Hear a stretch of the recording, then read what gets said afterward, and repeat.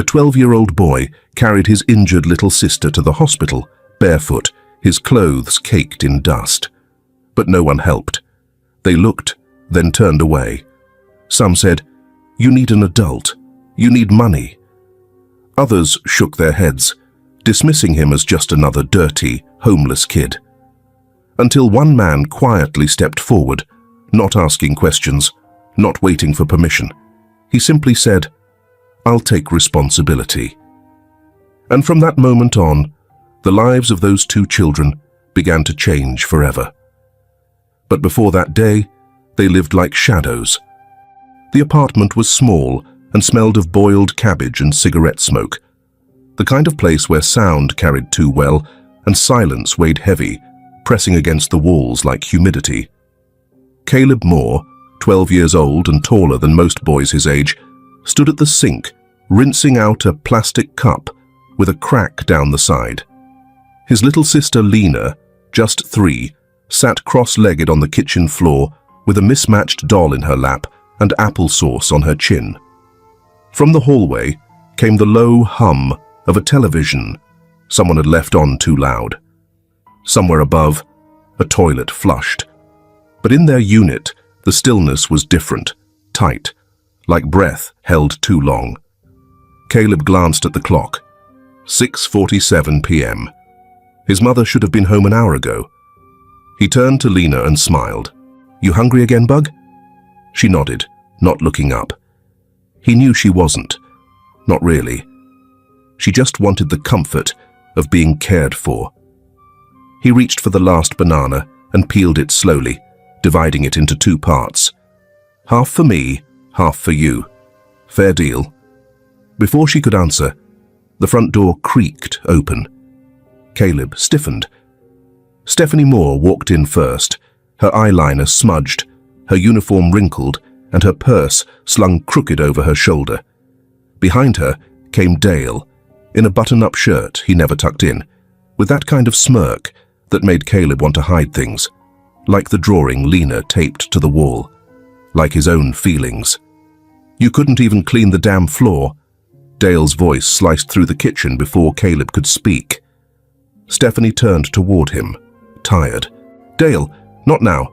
"No!" Dale cut in, stepping further into the room. "I've been busting my ass all day too. Kid can't even wipe applesauce off the ground." Caleb pulled Lena into his side, protective and quiet. "It's fine," Stephanie muttered, rubbing her forehead. "They're kids." "No," Dale snapped, voice tightening. "He's old enough to pull his weight. You keep babying him and he'll end up soft." Caleb didn't look up. He knew the rules. Eye contact was invitation. Talking back was war. He felt Lena's fingers wrap around his. She always knew when to get quiet. "You know," Dale said, looking right at him now, "maybe if your real dad had stuck around, you'd have some idea how to be a man." The words burned. Caleb didn't cry. Not here. Not in front of him. Stephanie shifted, almost said something, but didn't. Dale snorted and walked off toward the fridge. "Nothing in this dump to eat anyway." Caleb exhaled, slow and quiet, then looked down at Lena. She blinked up at him, wide-eyed, doll forgotten. He crouched and whispered in her ear, "It's okay, Bug. I've got us." She nodded, small and solemn. A secret pact. That night, as Dale's snores echoed from the bedroom and their mother sat on the couch staring into nothing, Caleb covered Lena with the only clean blanket and curled up beside her on the floor, his shoulder against hers, his palm against her back, listening to her breathe. The moonlight came through the blinds in slivers. In that stillness, he made a promise he wouldn't speak aloud, that whatever happened, she'd never be alone in this house.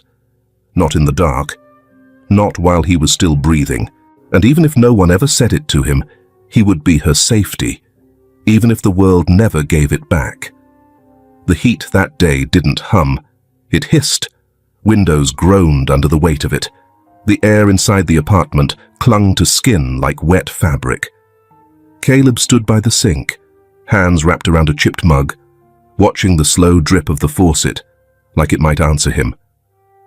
Lena was sprawled out on the faded carpet in the living room, humming to herself as she pushed a crayon back and forth across the same spot of paper. "Don't sing so loud, Bug," Caleb called.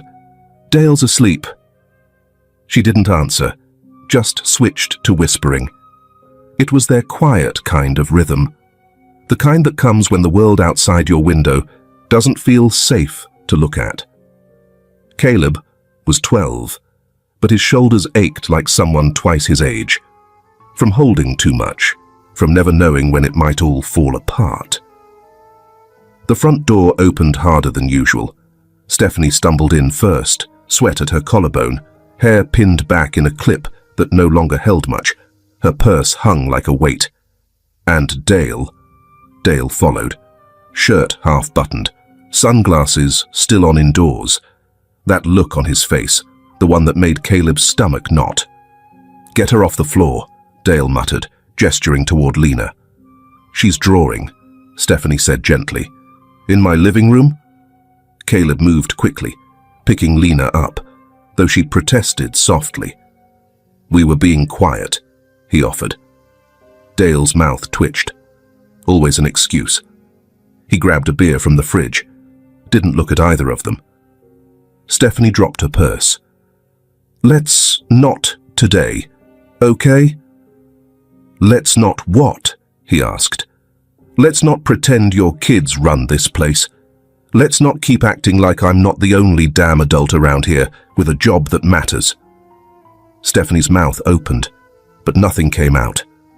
That night, the air didn't cool. The heat just settled deeper, as if it too had decided not to leave. Dale stayed up watching TV, loud, slurring at commercials. Caleb took Lena to their room early, tried to keep her quiet, though she wanted to dance. She spun, little hands raised, laughing at nothing and everything. "Shh," he whispered again. "You'll wake him." But she didn't hear, or she didn't care, or maybe at 3 years old, you still think love is louder than fear. Then, too quick for him to stop it, the door burst open. Dale stood in the frame, shoulders like a wall. "I told you to keep her quiet," he growled. "She was just playing," Caleb said, moving toward Lena. But Dale reached her first. He shoved her, hard. She tumbled back, her small frame hitting the wooden edge of the coffee table with a dull, thick thud, the sound of something that shouldn't bend that way. Time collapsed. Caleb blinked, and suddenly the room wasn't a room. It was fire. It was blood and silence and breath he couldn't find. Lena lay crumpled, not crying, not moving. "She'll be fine," Dale muttered, stepping back. Caleb dropped to the floor. "Lena." He shook her shoulder gently. Her eyes fluttered, but didn't open. "She needs a doctor," he cried. Dale scoffed. "You need to grow up. That little brat's always underfoot. Maybe now she'll learn to listen." "You hurt her." She ran into the table. "She's clumsy. Kids do dumb things." "You shoved her." Dale leaned in. "And you're going to keep your mouth shut. You say anything, and they'll split you two up. You think some foster home's going to keep you together? You think they'll let a 12-year-old boy raise a toddler? You'll lose her." Caleb felt the floor tilt under him. "She's all I've got," he said. "And you're nothing without me," Dale snapped. "Your mum needs me. You need to stop getting in the way." Caleb stared at him, and for the first time, he didn't look away. "She's not breathing right," he whispered. Dale turned, already cracking open another beer. That's when Caleb stood. He walked to Lena, wrapped her in the blanket from the couch, soft fleece, worn thin from too many washes, and lifted her carefully into his arms. Her head rested against his chest, breath shallow, skin hot. He didn't put on shoes, didn't bring a phone.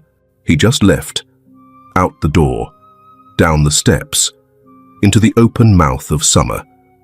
No one stopped him. The world, as always, looked the other way. He walked 4 blocks before his arms began to tremble.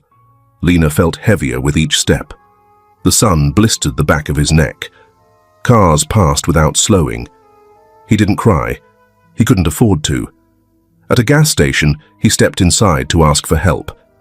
The cashier, a teen with a bored stare, looked them over and said, "No phone.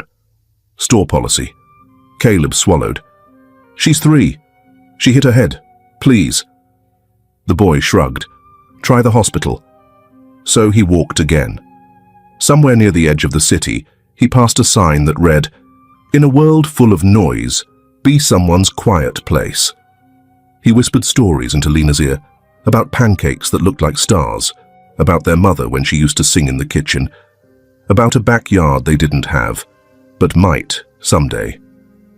At a street corner, an old woman with a walker spotted him and called out, "Sweetheart? You need help?" He turned, hesitant. She took one look at Lena and waved him over. "Come, sit. Let me see." He sat on her porch. She touched Lena's forehead, frowned. "I can't drive," she said, "but I can give you $20. The clinic's 10 minutes from here if you run."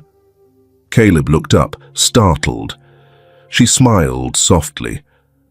"I've had children too, and grandchildren. I know what desperation looks like when it wears a brave face." He nodded. "Thank you." "You're doing right by her," the woman said. And with Lena pressed against him, and the world finally noticing they existed, Caleb ran. Not away from something, but toward it, toward help, toward healing, toward the kind of silence that doesn't wound, but listens. The heat rose off the pavement like it had something to say. It shimmered in the distance, turning cars into mirages and stop signs into ghosts. Caleb Moore's arms trembled from the weight of his little sister, but he didn't shift her. Lena lay heavy and warm against his chest, her breath shallow, her curls matted with sweat. She hadn't made a sound in 20 minutes, not since the fall. The sun was high and white, the kind of heat that made air feel like punishment. He was 12 years old and barefoot. The sidewalk beneath him, scorched. With every step, it burned more.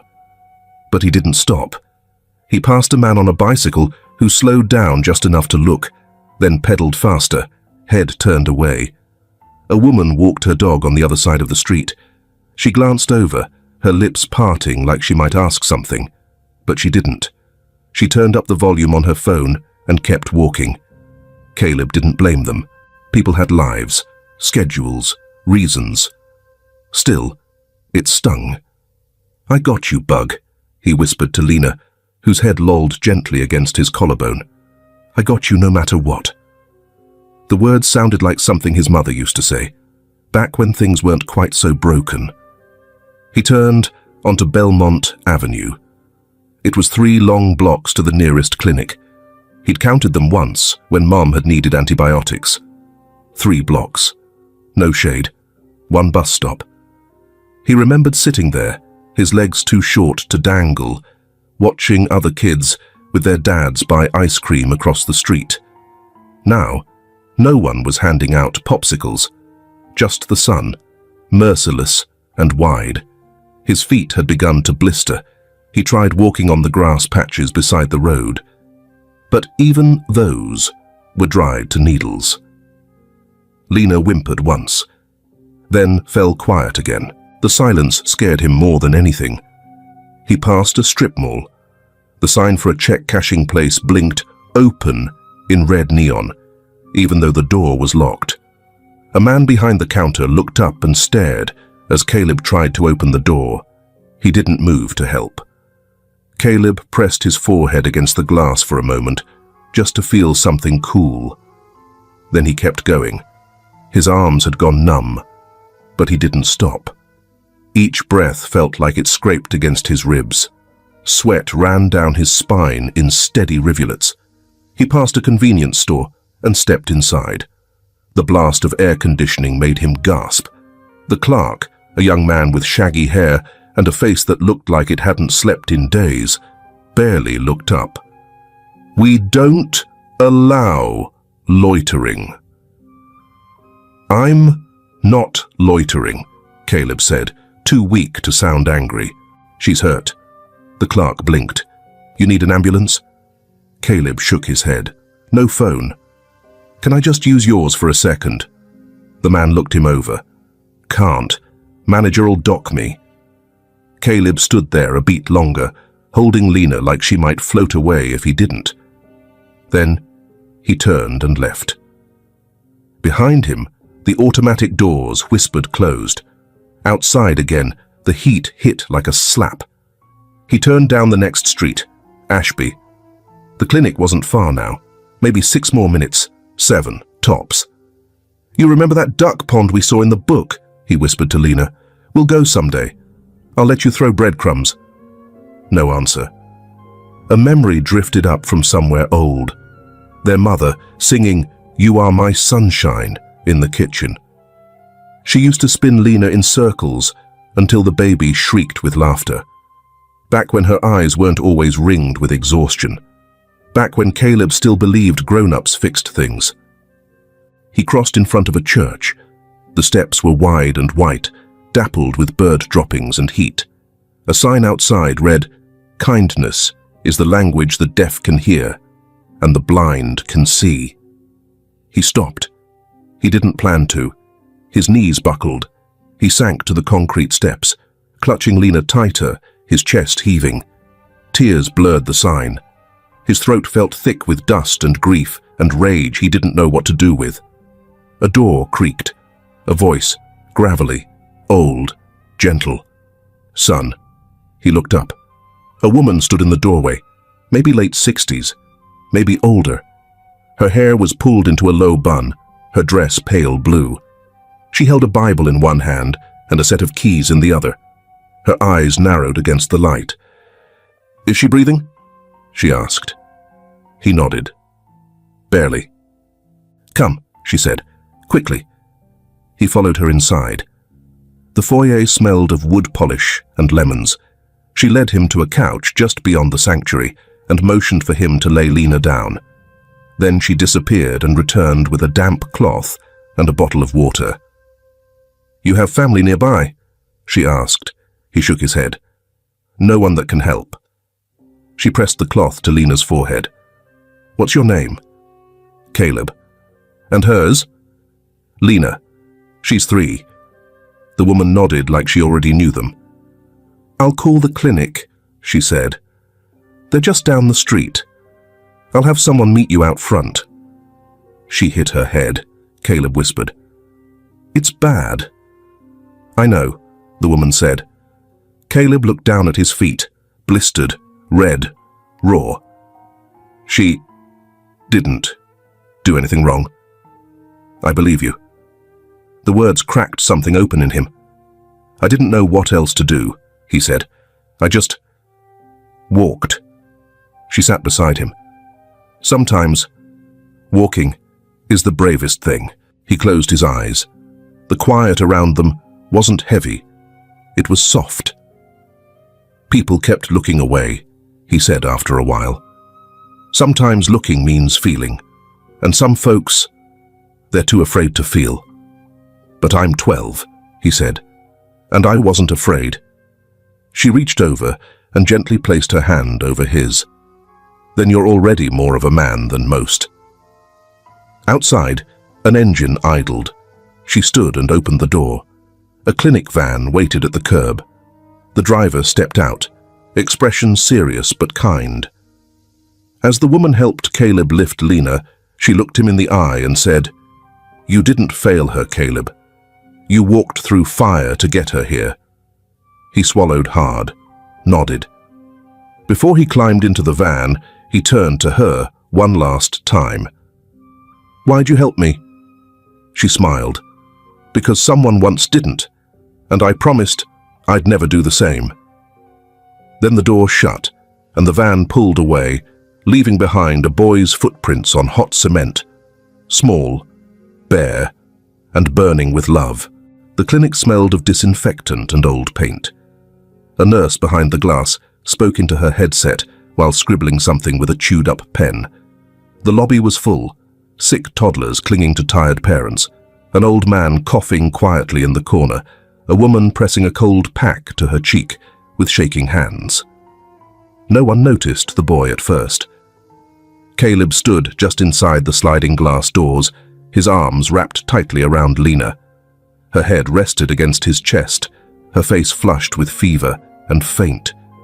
His shirt clung to him with sweat and dust, and his feet, red, cracked, blistered, barely held him upright. He approached the counter. The nurse looked up briefly. I need help," Caleb said. His voice sounded like it came from the bottom of a well. The nurse frowned. "Where are your parents?" "She's 3, he whispered. "She hit her head. She's not really waking up." "I asked about your parents. I don't know where my mum is. Please, she needs a doctor. Now." The nurse's eyes lingered on Lena for a moment, on the small, limp body, on the bruise near her temple, but her voice didn't soften. "We need an adult, guardian, someone to sign the forms, insurance information. Without that, She's dying!" Caleb shouted. The waiting room fell still. The old man coughed once more, then quieted. Even the receptionist's pen stopped moving. "She's burning up," Caleb added, softer now. "She can't talk. She won't even cry." The nurse hesitated. Her mouth moved, uncertain. And then a voice, measured, calm, unmistakably commanding, rose from behind them. "Help her!" All eyes turned. A tall man stood near the entrance, framed by the glare of sunlight outside. He wore a charcoal grey suit and a quiet authority. His tie was loosened, jacket slung over his shoulder, as if he hadn't meant to stop here. But something made him. Nathaniel Rhodes. Most people knew him by name, a few by face. The man who built half the shelters in the state. The billionaire who never granted interviews. A widower with a mansion, but no family. A man who kept to himself until he didn't. Now, he stepped forward, his eyes locked on the child in Caleb's arms. "She doesn't need a form," he said. "She needs help. Now." The nurse blinked. "Sir, I'll pay," he said simply. "Bill me for everything. Just take her, please." 2 words, the first time his voice cracked. The nurse rose without another word and disappeared through a swinging door. A moment later, a team emerged. A stretcher, gloves, quiet urgency. One of them reached for Lena. "No," Caleb whispered, tightening his grip. A nurse knelt before him. "It's okay, sweetheart. You can walk right next to her." "I don't want her to be alone," he said. Nathaniel moved beside him, crouched to his level. He didn't touch him. He didn't speak at first. Just waited for Caleb to meet his eyes. "You carried her all this way?" Nathaniel asked softly. Caleb nodded. "She wasn't supposed to fall," he said. "He pushed her, and I didn't stop him." "You protected her," Nathaniel said. "You brought her here. That's the only thing that matters now." "I don't have anyone else." "You do now." The stretcher moved. Caleb followed, one hand on the rail. Nathaniel watched until the doors closed, then turned back to the counter. "I want her in the best room you have," he said. "No delays. No questions." The nurse nodded, stunned. "Yes, sir." He turned to sit, then paused, noticing something on the floor.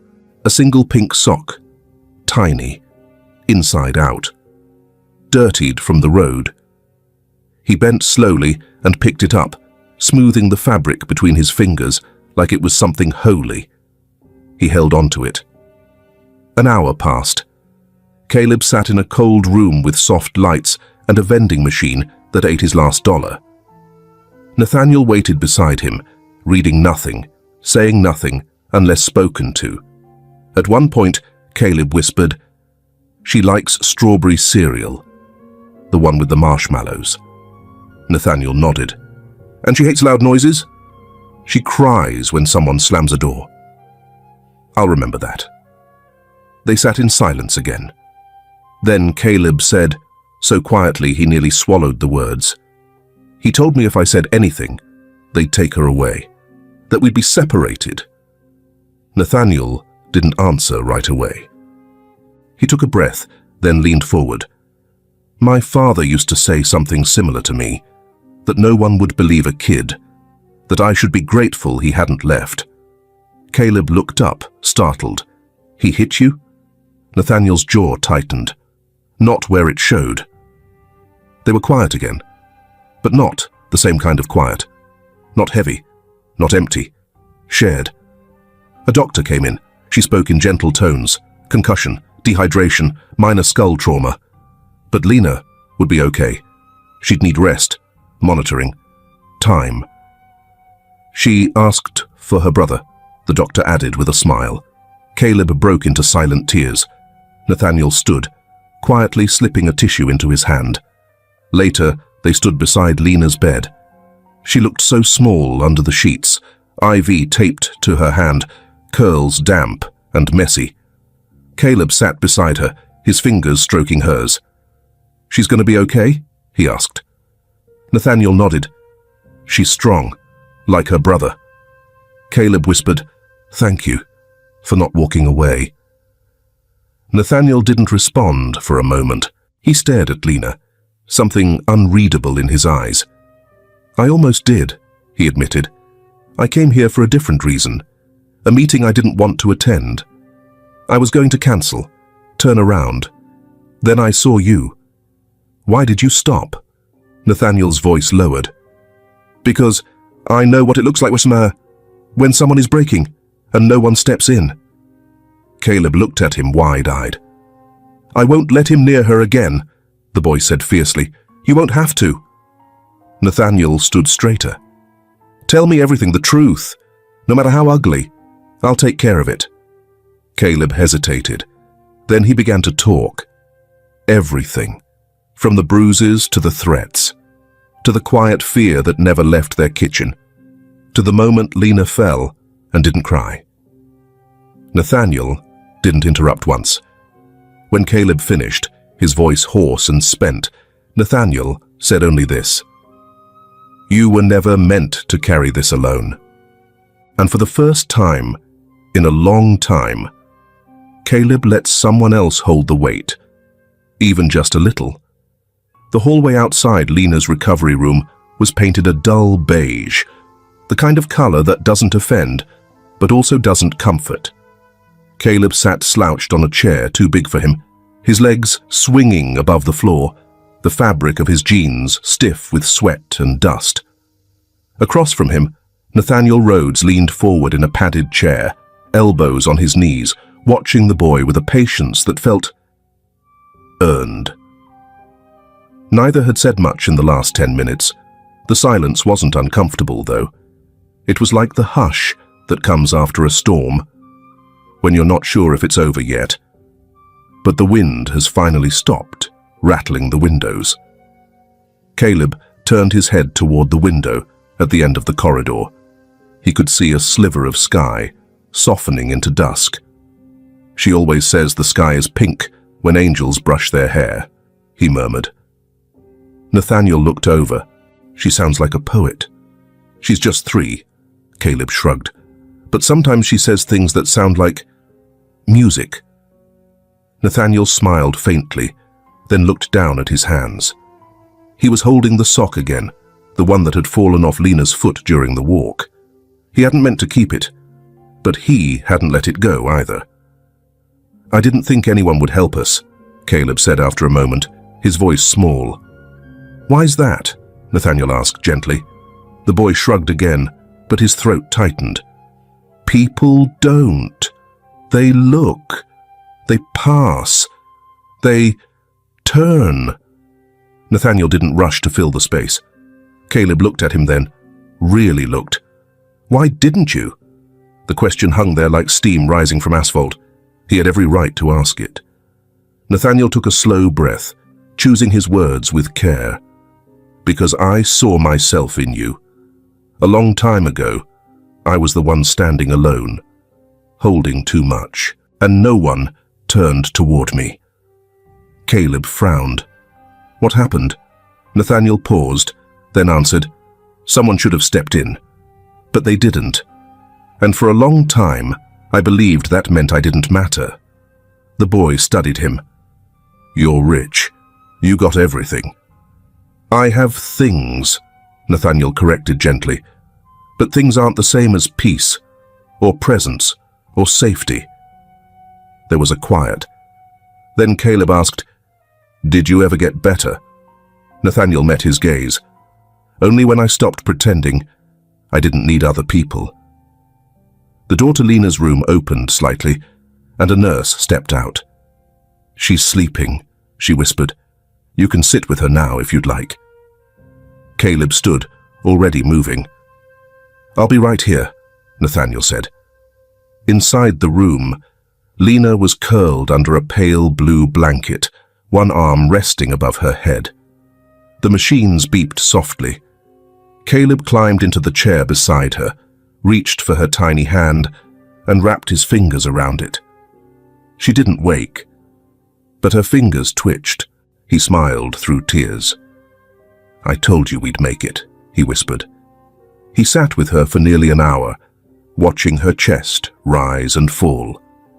At one point, he hummed the song their mother used to sing when folding laundry, off-key, quiet, but full of memory. When he stepped back into the hallway, Nathaniel stood. You ready? Where are we going? My car's downstairs. I figured we could stop somewhere and get you cleaned up, a proper meal. If that's all right. Caleb hesitated. I don't want to leave her. She'll be here all night. Monitored. Safe. The boy looked torn. Then he nodded, slowly. Nathaniel led him to a sleek black sedan parked near the emergency entrance. It felt like stepping into a different world. The leather seats, the soft jazz playing from the speakers, the quiet hum of comfort.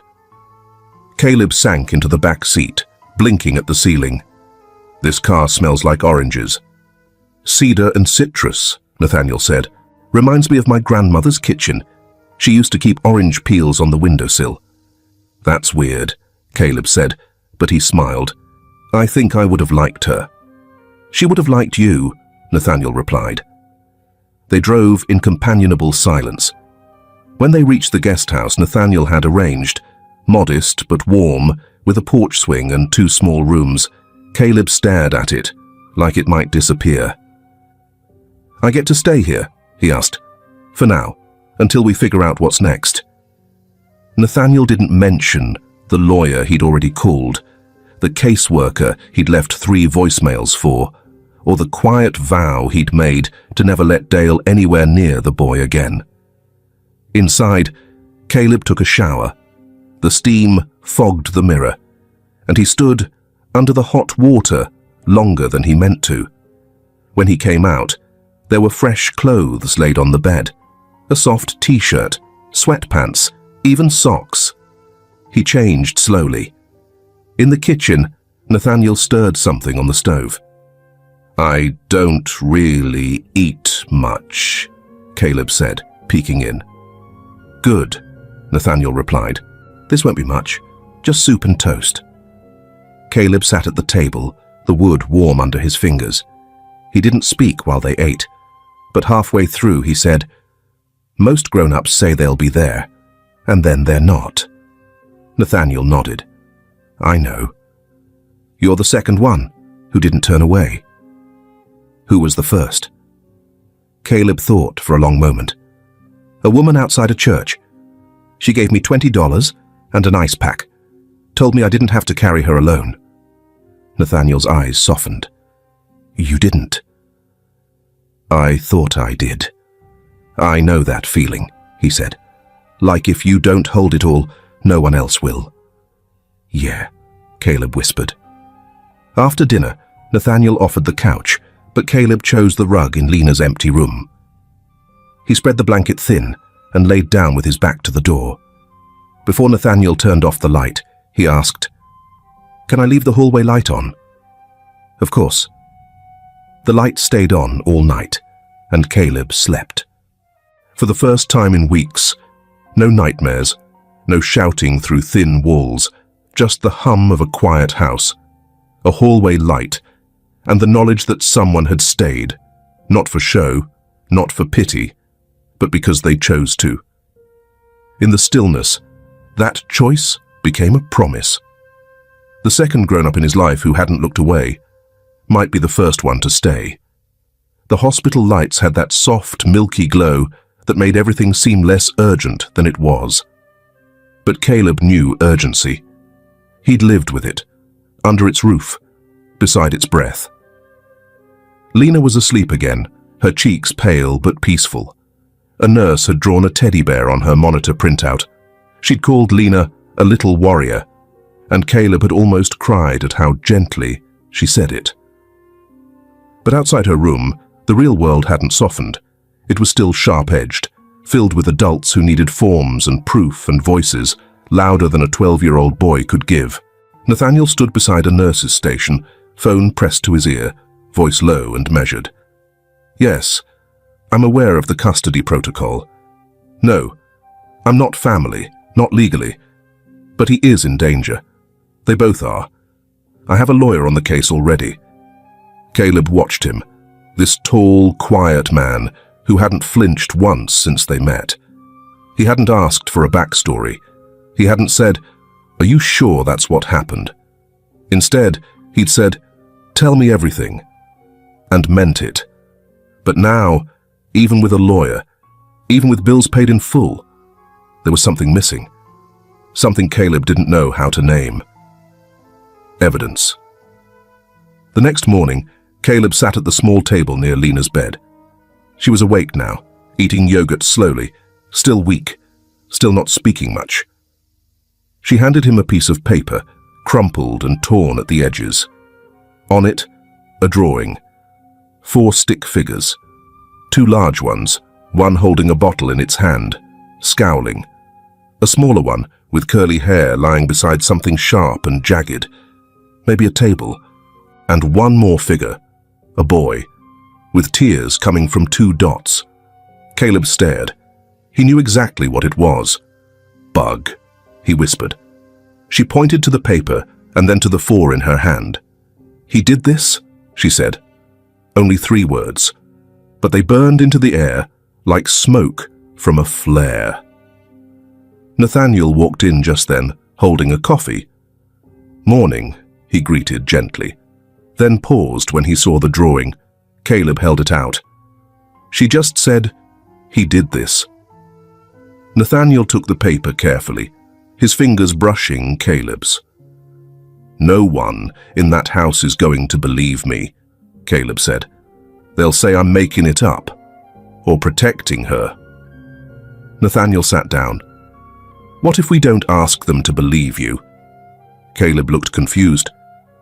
"I've asked a private investigator to go by your building today," Nathaniel said. "Some neighbors might talk, but more importantly," he paused, "some houses in that development, yours included, were fitted with smart doorbells last year. Motion sensors, video archives." Caleb's eyes widened. "You think it saw?" "I think it might have," Nathaniel said. "And if not that one, maybe another neighbor's. Sometimes the truth lives in the things no one notices." Caleb gripped the edge of the table. "If we had a video..." "We'll find out," Nathaniel said. Then, softer, "You've already told the truth. It's time someone helped you prove it." That afternoon, while Lena rested and Caleb dozed beside her with one arm over her tiny frame, Nathaniel stepped outside to meet the investigator, a gruff, middle-aged woman named Carol, who had the kind of walk that said, "Get out of my way," without needing to say anything at all. She handed him a USB drive. "This is from the unit across the courtyard. Picked up motion and audio from your boy's window on the day in question. Footage is clean, no tampering. And..." Carol looked him square in the face. It's bad, but it's enough. She hesitated, then added, "He's lucky he ran when he did." Nathaniel nodded, but his face stayed still. The kind of still that comes from years of learning how to hide reactions. But inside, something surged, fury, relief, and something heavier than both. Grief. Grief that it had to come to this, that a child had to bleed to be believed. He took the drive and turned to go back in. Carol stopped him. "That kid," she said, her voice softer. "I've seen a lot of things, but the way he carried her, on that footage, he kept saying, 'Stay awake, Bug, we're almost there, stay with me.' Over and over." Nathaniel nodded. "Once." "I know." Back in the hospital room, Nathaniel waited until Caleb was awake and Lena was softly coloring in a butterfly sticker book. Then he handed the boy the USB drive. "We have it," he said. "It shows what happened." Caleb's mouth fell open slightly. "You saw it?" Nathaniel nodded. "The whole world will if you want them to." Caleb stared at the tiny plastic rectangle like it was a lifeline. Then he whispered, "Will it stop him?" "It'll start the process," Nathaniel said. "Police, court, restraining orders, protective custody. Your story is no longer just words." "I'm not scared of him anymore," Caleb said, "but I'm scared they won't care." Nathaniel crouched down beside him. "I care. That's one. The lawyer cares. That's two. And when we show them this, your truth, her drawing, that tape, others will care too." Caleb didn't speak for a long time. Then finally, "Do you think Mom knew?" Nathaniel blinked. Knew what? How bad it was. With Dale, Nathaniel considered. "I think maybe she was drowning too. Some people can't call for help when they're under the water." Caleb nodded slowly. Then, "What happens now?" Nathaniel looked at Lena. "Now, we let her rest. We let the lawyer work. And we wait. But you won't wait alone." Caleb let out a breath he hadn't known he'd been holding. That night, after Lena was tucked into the hospital bed, Caleb sat on the small window bench, looking out at the streetlights. Nathaniel joined him, quietly. Caleb said, "I used to think the only way to be safe was to be small. Quiet, not noticed." "And now?" Nathaniel asked. "I think being noticed by the right person is what saves you." They sat in silence again. The kind of silence that doesn't hurt anymore. Then Nathaniel pulled something from his pocket, the drawing. He'd flattened it out, placed it in a plastic sleeve. "I'm going to frame this," he said. Caleb raised a brow. "Why?" "Because it's truth, and truth is worth protecting." Caleb nodded, his throat full. And far below, in the darkened city, Dale Whitman was being escorted from his apartment in handcuffs. The truth had found its way home, not with screams, but with the room smelled faintly of old paper and lemon cleaner, like too many confessions had been wiped off the walls. Caleb sat at the center of a long wooden table, his feet not quite touching the floor. His hands were folded in his lap, not from nervousness, but from muscle memory. He had learned long ago to keep still, to not take up too much space when grown-ups were talking. But today, he had something to say. Next to him sat Nathaniel Rhodes, calm and quiet, a notebook unopened before him. Across the table, the child protective investigator, Ms. Garvey, offered a glass of water that Caleb didn't touch. A lawyer for the county sat in the corner. A recorder blinked red. Everything was quiet, like before a storm. "Can you tell us again, in your own words?" Miss Garvey's voice was gentle. No rush. Caleb looked down at the table. His voice was small but steady. "He told me if I said anything, they'd take her away. Lena. He said they'd split us up, that they always do that to kids like us." "Who told you that?" "Dale," Caleb said. "He's my mum's boyfriend. I don't know if they're still together." Nathaniel placed one hand lightly on the table, close, but not touching. Just a presence. Caleb looked up. He pushed her. Lena. She hit the table. Her head. And what happened next? "I told him to call someone. He laughed, said she'd wake up, that I should toughen up and stop whining like a girl." Caleb paused. But she wasn't waking up. Her face didn't move. Miss Garvey was scribbling notes. "I wrapped her in the duck blanket. It's the softest one. And I walked," he glanced over at Nathaniel, "until he found me." The lawyer cleared his throat. "And before that day, was this the first time Mr. Dale physically hurt your sister?" "No," Caleb said quietly. He'd grab her arm hard, scream at her. Once, he locked her in the bathroom for an hour because she spilled juice. I tried to get her out. He slapped me. There was silence. "And your mother?" the lawyer asked. "Where was she during these times?" Caleb hesitated. "She was tired. Always tired. Sometimes crying. Sometimes gone." The door clicked open softly. Everyone turned, and there she was. Stephanie. She hadn't knocked. She looked thinner than before, hair unbrushed, makeup from 2 days ago clinging under her eyes like ghost paint. She stood in the doorway, frozen. I was told I could come," she said. Ms. Garvey nodded.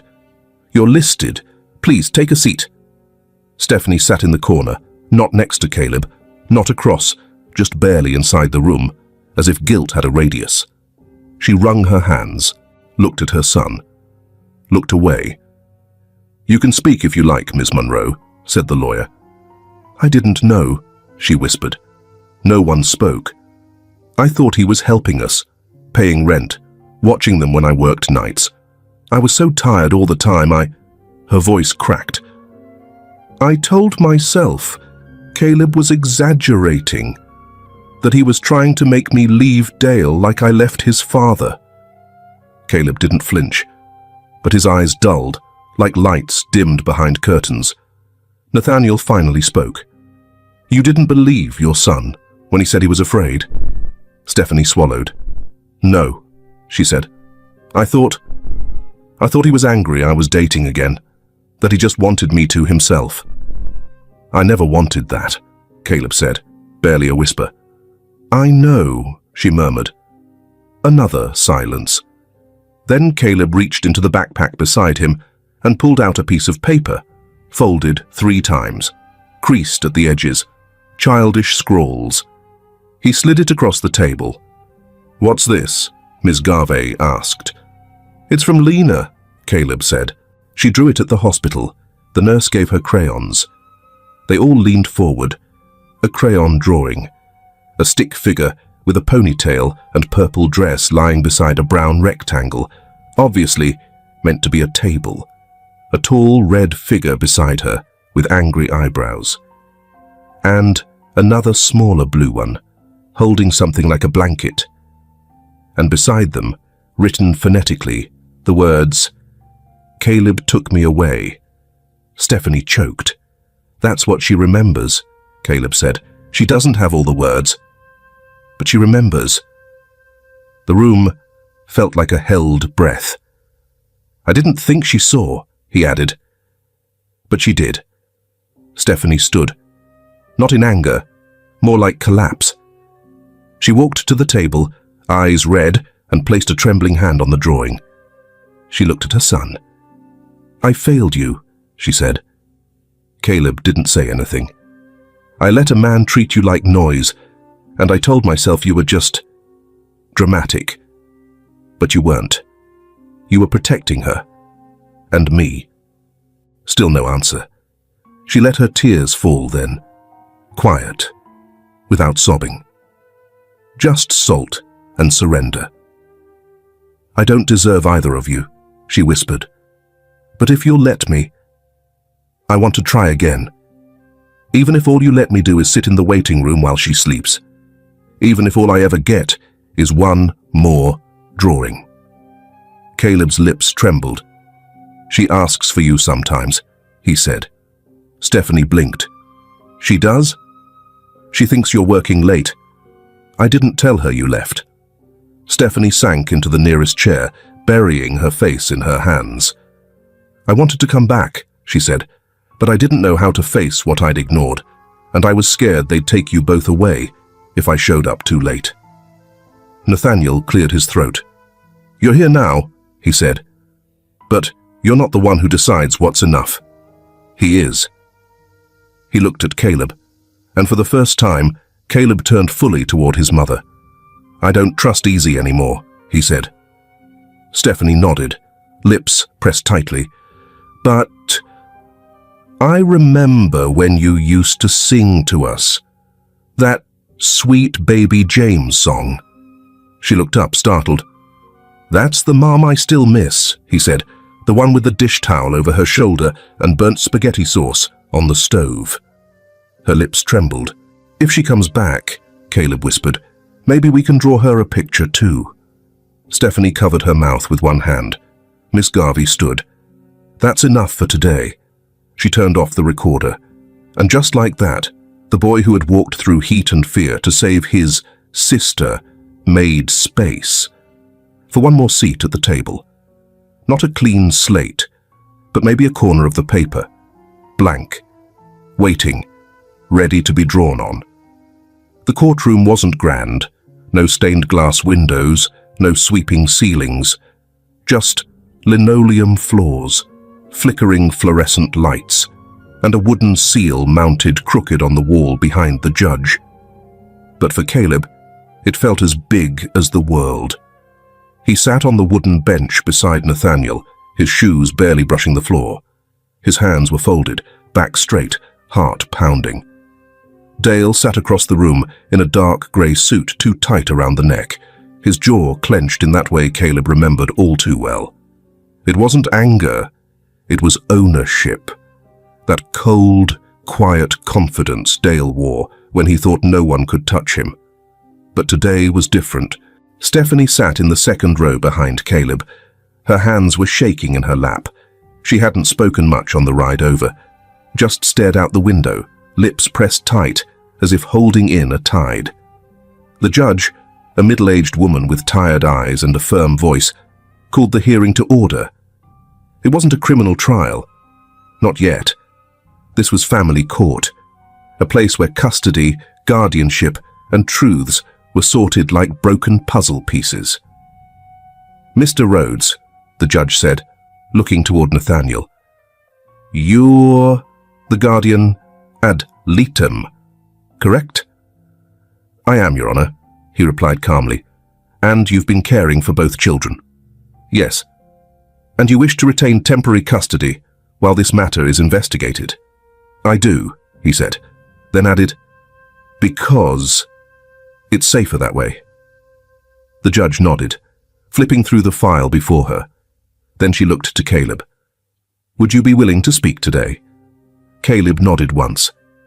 "You understand what it means to speak the truth here?" "I do," he said quietly. "Even if it's hard." They called him forward. He stepped up to the witness seat, hands gripping the wooden sides, legs dangling. "State your name," the judge instructed. "Caleb Monroe." "And your age?" 12. The room was so quiet, Caleb could hear the pen scratching against the clerk's notepad. "Tell us what happened, Caleb, in your own words." He took a breath. "He hurt her, Lena. He always yelled, but this time he shoved her. She hit her head. She didn't cry. She just stopped moving." His voice cracked, but he didn't stop. "I told him we had to call someone. He said no, that she'd be fine, that I was being weak, that nobody would believe me anyway." "Who said this?" the judge asked gently. "Dale." The man shifted in his seat. "And then, what did you do?" "I carried her, all the way to the clinic." "You carried your 3-year-old sister, barefoot, across several blocks to the hospital?" "Yes." He looked down, hands trembling now. because I was the only one who would. The judge paused, her expression unreadable. The opposing lawyer rose. Caleb, did Dale ever say anything about what would happen if you spoke out? Yes, Caleb replied.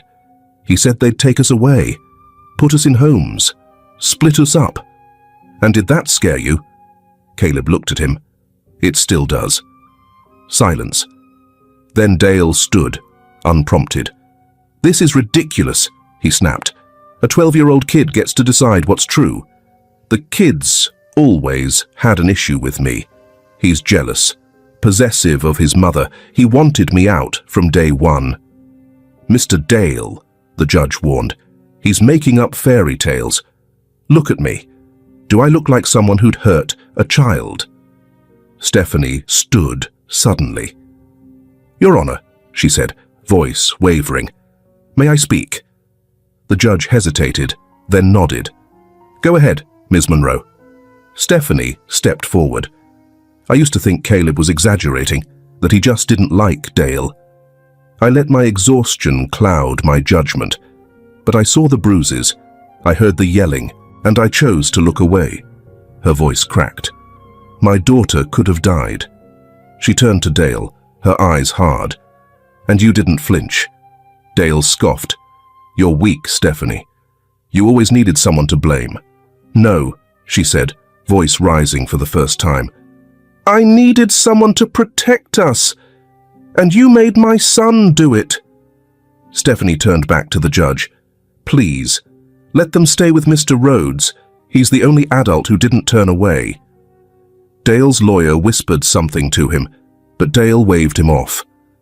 I took care of them, he barked. I put food on the table when she was working doubles, and what thanks do I get? Lies and drawings. Drawings? The judge asked, eyebrow raised. Nathaniel stood, pulling a folded paper from his jacket. This was drawn by Lena at the hospital, he said. It clearly depicts the event, her injury, Caleb wrapping her in a blanket and leaving. It may not be a sworn testimony, but it is a record, and children often tell the truth with color before they ever find words. He passed it forward. The judge examined it in silence. After a long pause, she leaned forward. I've read the medical reports, the photos, the counselor's assessment, and now I've heard from the boy himself. Mr. Dale, you will have no contact with these children until further notice. Any attempt will result in criminal charges. Dale opened his mouth, but nothing came out. The judge continued, her tone softer. Mr. Rhodes, thank you for stepping forward. Temporary custody will remain with you, pending full review. Nathaniel nodded once. Thank you, Your Honor. Caleb sat still, staring down at the edge of the table, trying to breathe. As they filed out of the courtroom, reporters didn't follow. There were no headlines, but something sacred had shifted. Outside, the sunlight had changed, gentler, golden, as if the sky had exhaled. Stephanie stood next to Caleb, unsure. Can I walk with you? She asked. He nodded. They walked side by side, not touching, not rushing. After a block, she asked, why did you speak up, even when you were scared? Caleb looked ahead. Because sometimes the smallest voices are the only ones that tell the truth. Nathaniel followed behind, letting them have the sidewalk. And above them, the courthouse stood small, ordinary. But inside it that day, a boy lit a match against the dark. The courthouse doors shut with a hiss behind them. Outside, the afternoon sun draped everything in amber, the trees, the sidewalk, even the silence between mother and son. Stephanie walked 2 steps behind Caleb, as if uncertain whether she was allowed to walk beside him. Nathaniel kept a respectful distance, knowing this part of the road was not his to lead. Caleb didn't speak. Not yet. He stared straight ahead, a boy who had grown too old in too little time. His hands were in the pockets of a jacket Nathaniel had given him, one size too big, but warm. "Can we stop for ice cream?" Lena asked suddenly from her stroller. Her voice, soft, hopeful, cracked something open. Caleb glanced back. "You feel okay?" She nodded. "The pink kind." With sprinkles, Stephanie looked at Caleb, waiting. It wasn't her decision anymore. He hesitated, then nodded once. The shop was quiet, just the hum of the freezer and a soft jazz record playing in the corner. They sat at a round table by the window. Lena kicked her feet as she scooped pink ice cream into her mouth with clumsy joy. A sticky dot of cream clung to her nose. Caleb didn't eat. He watched her. He always watched her. Stephanie sat across from him, spoon idle in her cup. "I used to bring you here," she said, "when you were 5. You spilled chocolate syrup on everything." Caleb didn't answer. "I would wipe your hands with napkins and laugh. I don't know why I remember that now." He looked at her. "Because that was before." Her eyes welled up. "I know I don't deserve to come back. Not like this. But I want you to know I'm staying. I signed the agreement. Dale won't be near us again. Ever." Caleb blinked slowly. "Will you go to those meetings?" he asked. "The therapy ones?" "I will." "Even when it's hard?" Stephanie nodded. "Even then." Caleb looked down at his untouched cone. "That's the only way I'll believe you." She nodded again. "Fair." Then quietly, almost in passing, he said, "You could have left him sooner." The sentence was simple, but it carried years. "I know," she said. Silence. Then Lena, oblivious to the undercurrent, announced, "I drawed us." She held up a napkin scribbled with crayon from her pocket. 3 stick figures, one tall with brown hair, one small with curls, and a medium-sized one with square shoulders. "That one's you," she said to Nathaniel. "You have the biggest arms. You hold the house up." He smiled, but it was Caleb who spoke next. "For as long as you need," he said. "It's yours too now." That night, back at the guest house, the kitchen light glowed warm. Nathaniel fried eggs, while Stephanie washed the dishes from lunch, sleeves rolled up.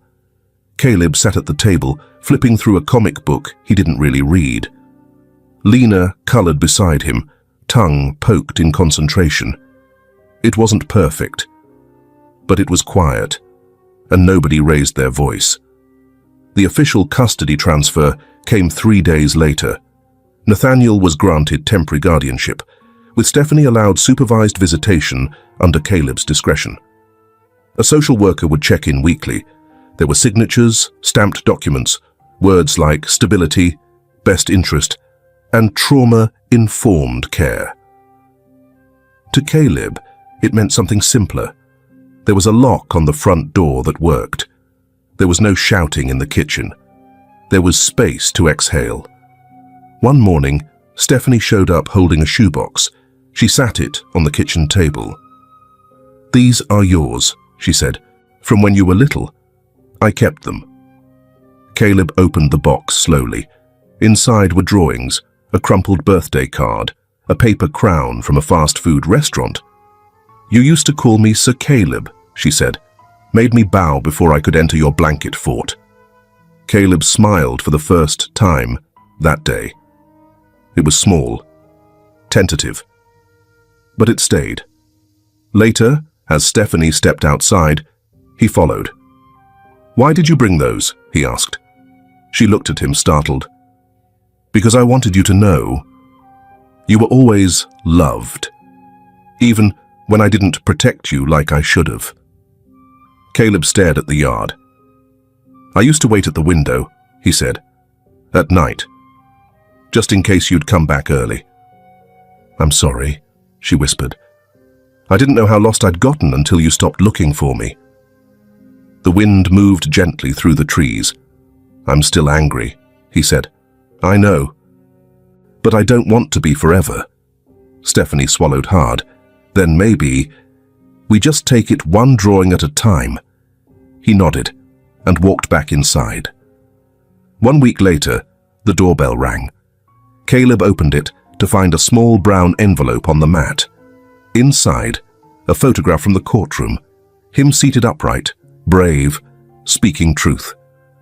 On the back, Nathaniel had written in neat cursive, "Justice is not always loud. Sometimes it walks quietly beside the smallest feet." There was no signature, just an address for a private scholarship foundation. Caleb placed the photo beside Lena's latest drawing on the fridge. Underneath, he taped one word, written in thick blue ink, "Safe." And in a home no longer haunted by shouting. In the hush of a kitchen filled with light and quiet strength. A boy who had carried more than his share finally set something down. Not bitterness, not blame, but a small part of hope. And it stayed. The sun filtered through lace curtains, warm and gentle, like a whisper against the wooden floor. It was the first Saturday of the month. Pancake Day, as Lena called it, and the kitchen smelled of cinnamon and something softly burning. Caleb stood at the stove, flipping imperfect pancakes, while Lena sat at the counter with her knees tucked under her chin, drawing.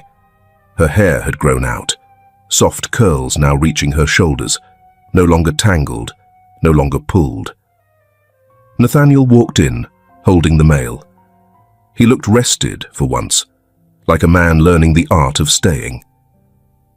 "Something came for you," he said, placing a white envelope on the table. Caleb wiped his hands and opened it. Inside was a folded flyer with a single sentence printed in large type, "Lena's Light, a foundation for silent children." Below was a picture of Lena from last spring, sitting in a field of wildflowers, holding a paintbrush, smiling with her eyes closed. "Is this real?" he asked, barely above a whisper. Nathaniel nodded. "It was approved yesterday. The paperwork's done. The funding's in place." Caleb ran a thumb over the edges of the flyer. "So, she gets to help other kids now." "She already has," Nathaniel said. "This just makes it official." Lena looked up. "Is that my name?" Caleb turned the flyer to her. "It's your name. Your light." She blinked. "I thought I didn't have light." "You always did," he said, "even when you were hiding it." She smiled, then reached into her little drawing book and tore out a page. Her, Caleb, and Nathaniel standing beneath a big sun. She handed it to Nathaniel. "That's yours." He folded it carefully, like it was something holy. Later that evening, they visited the community center that would house the Foundation's first art room. The building used to be a library.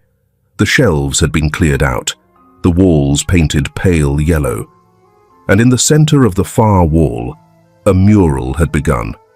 Brush strokes of sky, trees, and a small child holding a lantern. Caleb traced the outline with his finger. "It doesn't look like her exactly," he said. "It's not supposed to," Nathaniel replied. "It's meant to look like every child who waited in the dark." Stephanie arrived just before sunset, holding a stack of storybooks for the reading corner. Her eyes softened when she saw Caleb helping Lena unpack crayons. "She sleeps better now," she said quietly to Nathaniel, "and he's softer around her. Like he finally believes she's staying." Nathaniel didn't answer. He just nodded. Stephanie walked over to her son. "I brought the blue quilt from Grandma's house, for the nap corner." Caleb paused. "She used to wrap us in that when the power went out." "I remember," she said.